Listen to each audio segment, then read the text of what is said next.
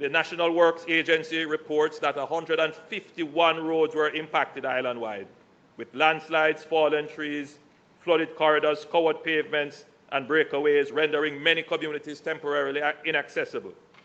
At peak, 134 roads were blocked, particularly across the western parishes most directly in the path of the storm.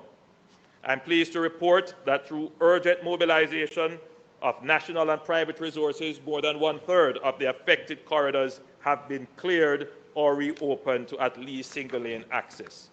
Priority has been given to corridors serving hospitals, airports, seaports, water treatment plants, and emergency shelters, ensuring that life-saving assistance and relief supplies can reach communities swiftly. This recovery effort is a testament to the determination and discipline of our technical teams and the spirit of Jamaican partnership. The NAA has deployed 14 parish-level technical field teams supported by engineers and administrative staff and working hand in glove with the Jamaica Public Service, National Water Commission, ODPEM, and the security forces. We have also activated the full capacity of Jamaica's contracting ecosystem. Major contractors, including our Spark project partners, Czech, and local road maintenance firms are assisting with heavy equipment. The private sector has stepped up. Bauxite companies, housing developers, and other equipment owners have volunteered machinery and operating time. I want to thank them.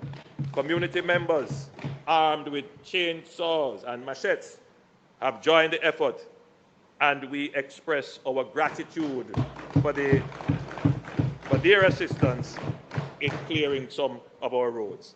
This is the Jamaican spirit at work. Simultaneously, technical teams are assessing bridges, river training structures, retaining walls, coastal revetments, gully systems, including the Sandy Gully and the north and south coast gullies, and the national traffic signal network. Once access is restored across all affected communities, we will transition from emergency access to full road rehabilitation, including surface reconstruction where roads have been washed out or undermined.